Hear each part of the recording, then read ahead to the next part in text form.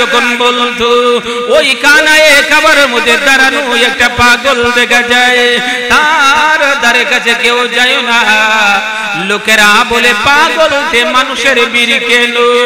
ও মুসলমান, লোকেরা যখন কানায়ে কাবার পাশে যায় গো, যাওয়ার পরে তাকায়া দেখে আপনার আমার নবী, বিশ্ব নবী কাবা ঘরের মধ্যে দাঁড়াইয়া আল্লাহর কালামের তিলাওয়াত করে মায়ার নবীর চেহারার আলোতে কাবা ঘরের দেয়াল আলোকিত হয়ে যায়।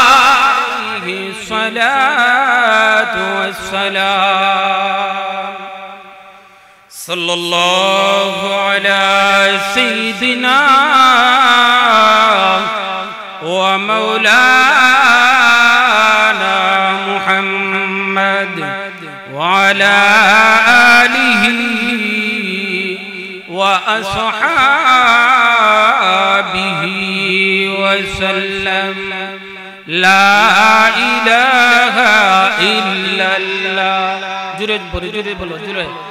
লা ইলাহা ইল্লাল্লাহ, লা ইলাহা ইল্লাল্লাহ, লা ইলাহা ইল্লাল্লাহ।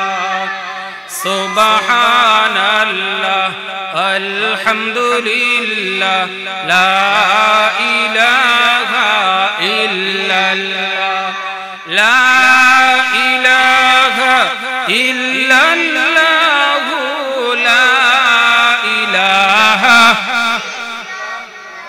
লা ইলাহা ইল্লাল্লাহ,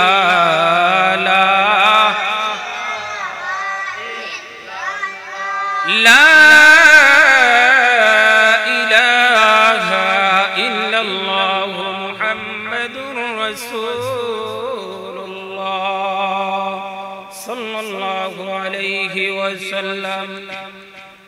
আলহামদুলিল্লাহ, জামিয়া কুরআনিয়া সিলেটের উদ্যোগে 2 দিন ব্যাপী বার্ষিক ওয়াজ মাহফিলের চলমান অধিবেশনের সম্মানিত সভাপতি সাহেব, উপস্থিত মুরব্বিয়ানে কেরাম, যুবক ভাইয়েরা, কোরআনের পাখিরা, আমার মাইকের আওয়াজ যতদূর পর্যন্ত গিয়া পৌঁছেতেছে আমার সম্মানিত মা এবং বোনেরা, সর্বপ্রথম মহান মালিকের দরবারে লাখো কোটি শুকর জ্ঞাপন করেছে যে মহান মালিক এই ফিতনার যুগে যাচাই বাছাই করে নবীর বাগান মাদ্রাসার মধ্যে আসার এবং বসার, কোরআন হাদিসের আলোচনা শোনার এবং বলার তৌফিক দান করেছেন। এই জন্য মহান মালিকের দরবারে শুকরিয়া আদায় করি। সবাই বলি আলহামদুলিল্লাহ। প্যারে হাজিরিন, আমরা এই জায়গার মধ্যে এসেছি, বসেছি, এতে আমাদের লাভ না লস? কথা বলেন লাভ। কারণ হাদিস শরীফের মধ্যে আসছে, মায়ের নবী বিশ্ব নবীজি বলে, যারা নাকি জিকিরুল্লাহর মজলিসের মধ্যে বসে, কুরআন হাদিসের মজলিসের মধ্যে বসে, আল্লাহর বান্দা বসতে দেরি আল্লাহ পাক রব্বুল আলামিন তার পিছনের জিন্দেগির গুনাহগুলো ক্ষমা করতে একটা মুহূর্ত দেরি করে না। প্যারে হাজিরিন, এইজন্য আমি আপনাদের সামনে পবিত্র কালামুল্লাহ থেকে একখানা আয়াত তিলাওয়াত করেছি। মায়ের নবী বিশ্ব নবীজি অসংখ্য গণিত হাদিসের ভান্ডার থেকে একখানা হাদিস আমি আপনাদের সামনে তুলে ধরেছি। আল্লাহ পাক রব্বুল আলামিন যদি আমাকে তৌফিক দান করেন, আমার নির্ধারিত সময়ের ভিতরে কোরআন হাদিসের আলোকে কিছু আলোচনা করব ইনশাআল্লাহ।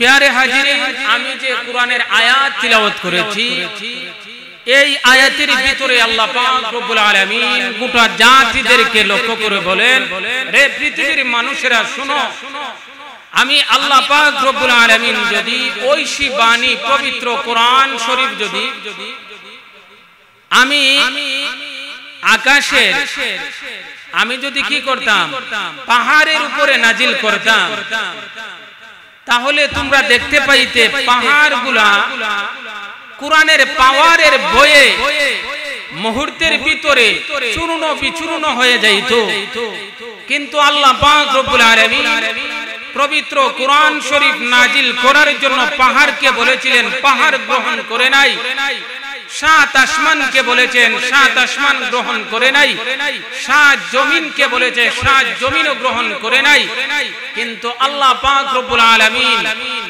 আলামিনের এই পবিত্র কালাম মানব জাতি গোশতের টুকরার ভিতরে আল্লাহ পাক রব্বুল আলামিন নাজিল করেছেন। সুবহানাল্লাহ।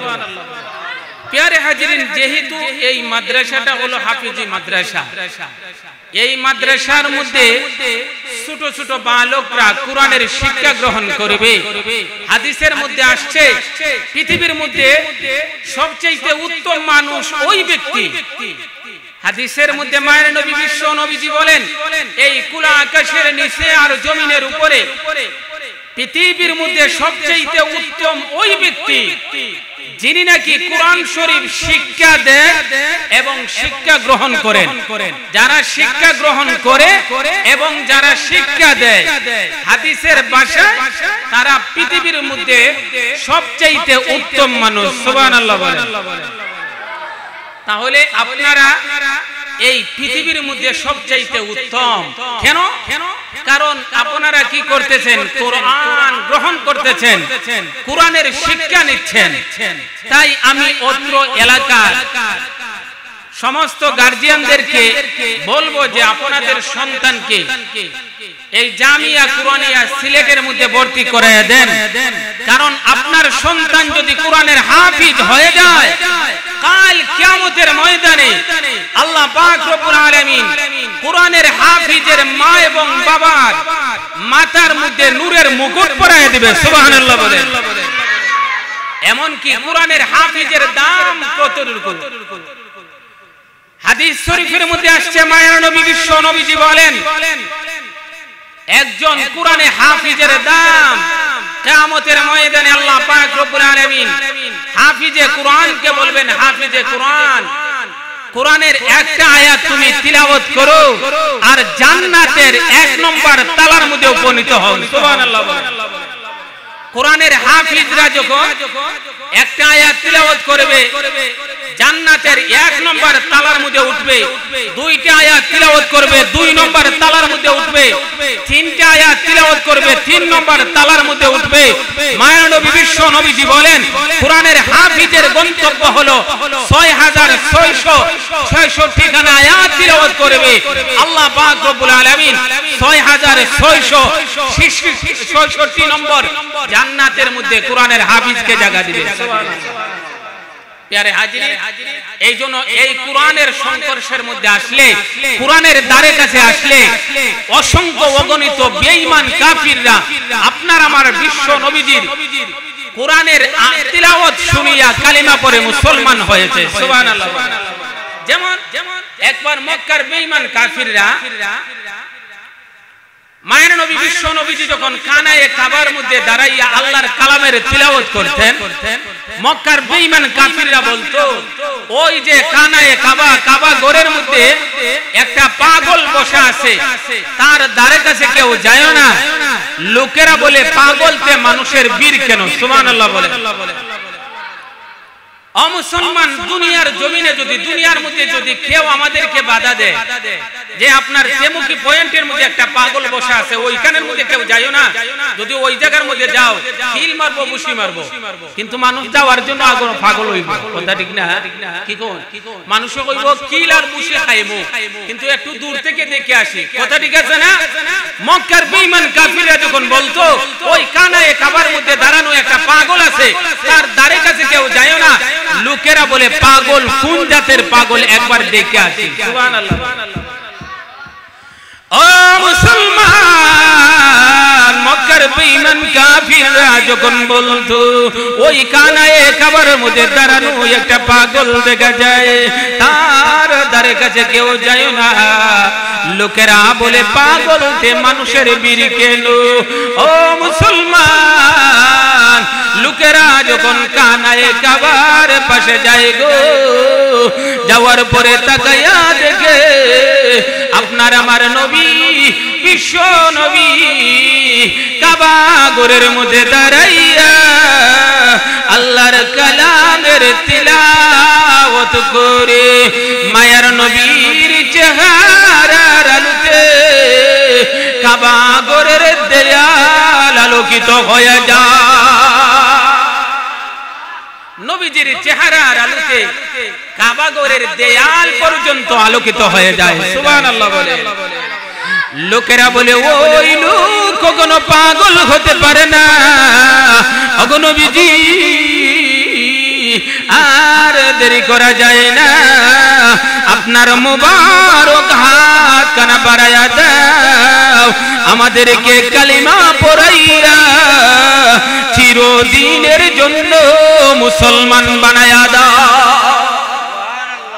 প্যারে হাজিরিন, এইজন্য অসংখ্য অগণিত মানুষ নবীজির জবানের তিলাওয়াত শুনে, নবীজির কণ্ঠের তিলাওয়াত শুনে বেঈমান কাফিররা কালিমা পড়ে মুসলমান হয়েছে। সুবহানাল্লাহ।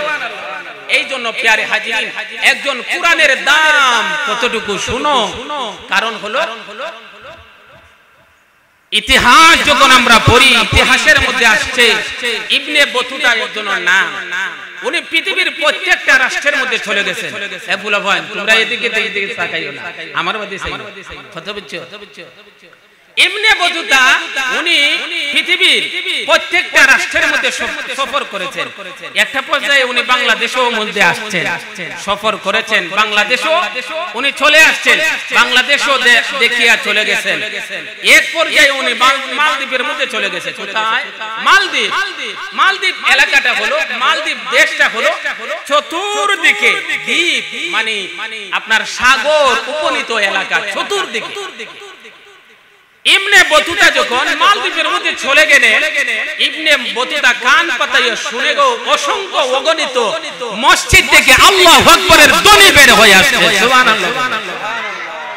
ইবনে বতুতা বলে ইসলাম এই মালদ্বীপের মধ্যে কিভাবে আগমন করলো? ইসলাম ওই দ্বীপ এলাকা যেখানের মধ্যে চতুর্দিকে নদী সাগর, এখানের মধ্যে ইসলাম কিভাবে আসলো? এই তথ্য জানার জন্য ইবনে বতুতা মালদ্বীপের গণ্যমান্য লোক মুরব্বীদের কাছ থেকে উনি আসল তথ্যটা জানার জন্য উনি একটু পর্যবেক্ষণ করলেন যে মালদ্বীপের মধ্যে ইসলাম কিভাবে আসলো, কালিমার দাওয়াত কিভাবে চলে আসলো।